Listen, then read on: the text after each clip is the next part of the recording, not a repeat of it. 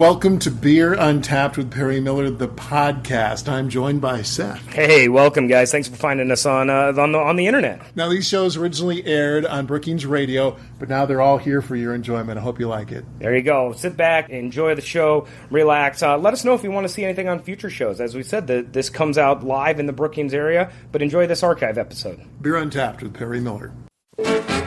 Welcome to Beer Untapped with Perry Miller.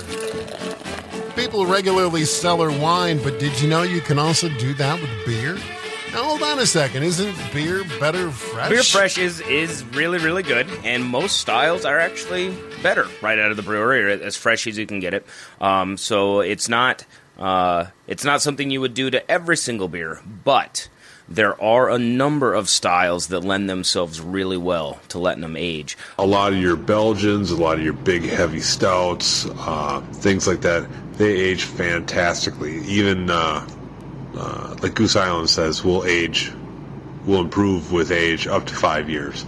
I've heard of people drinking Roqueforts and things like that out to 10 and 15 years and heard that they're phenomenal. That's Seth Cook from Wooden Legs and Brennan Sully Sullivan from Pints and Quarts. Seth says, if you're going to cellar beers, go big. I guess what I would probably suggest for people looking to age beers is anything that has a strong floral component, like IPAs and such, are wonderful fresh. Try them. Fresh hop beers. The volatile flavors and aromas from IPAs really dissipate as the beer ages. Make sure you get onto those fresh.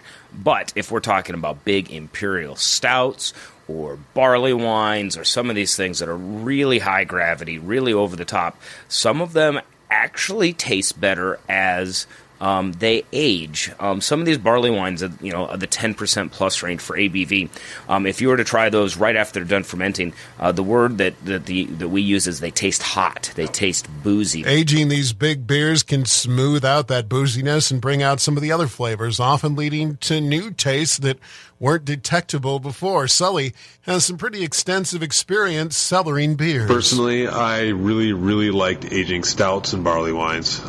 Winter warmers and Belgians. I mean, those are pretty much the only ones that I really do. I mean, sours improve with age a lot too, but I don't drink as many sours as I do some of the other styles. Here's Seth on the best way to cellar your beers. Interestingly, a cellar works really well. The reason we use the word cellar is that's the temperature, and kind of you want it to be dark, you want it to be cool, you want it to be a controlled temperature. Actually, I wouldn't even cellar them in your fridge at home. The doors open and shut all the time. You've got light on them. Literally find a place under the stairs that's nice and cool and out of the way. Or if you have a cellar. Or if you have a cellar, right? Hence the term cellar. Or some people go as far as to buy a second fridge that ends up in the garage as the beer cellar, and it's set not so it's too cold. So, but about 60, 58, about 58, 60. You can go as low as 55. More on aging beer when Beer Untapped continues. Hey boy, why don't you come down to my cellar, cellar, cellar, cellar. Hey boy, why don't you come down to my cellar, cellar, cellar, cellar, and we can drink all night.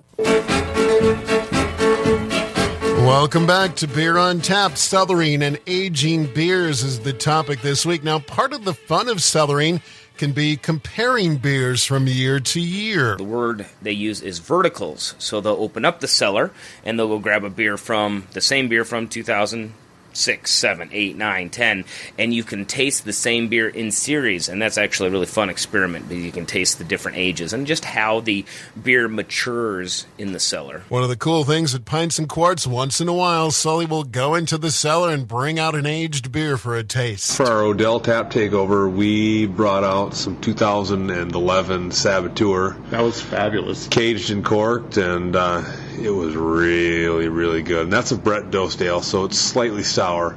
And they were a little bit green when I put them away in 2011, but they've aged very, very well, and I wouldn't have any problem letting those age another 3 to 5 years. Turning to some other matters, the Mike Tap Handle Beer of the Week at Pints and Quarts, a birthday beer from two great breweries. Odell and Boulevard sold their first kegs of beer within hours of each other on the same day, or actually one day apart, 25 years ago, last month. And they came out with a collaboration beer called Silver. It's 7.3% alcohol, copper-colored ale. it's just good beer. It's not one of those beers where you have to think about, the 9 ways that you really enjoy the beer. You don't have to think about it. It's just good. It's easy. It's mellow. And it's just a fantastic copper-colored ale. Hey, some great new beers at Brookings Liquor Store. They have a couple of new ones, in fact, that would be perfect for aging. Here's beer guide Drew Eklund. From Odell. It's Woodcut number 8. Very expensive. It's $19.49 for the bomber. This is one that it would make a great Christmas gift. This year, it's a barley wine style ale. Last year, I believe it was the Russian Imperial. This one, like all barley wines, is very heavy.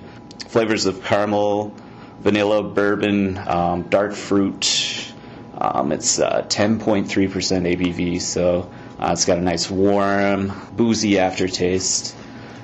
Low carbonation. Excellent beer. The last one I have, another heavy hitter. It's from Boulevard. It's their Imperial Stout.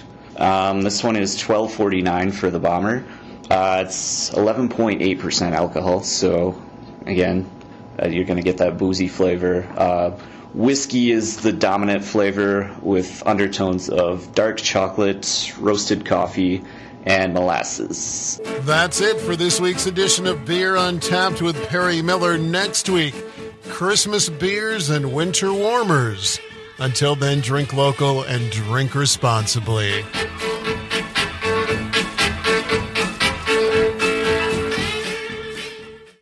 Thank you for listening to this archived edition of Beer Untapped with Perry Miller. Feel free to listen to other episodes, and if there's anything you'd like us to talk about on a future show, please let us know. Thanks again.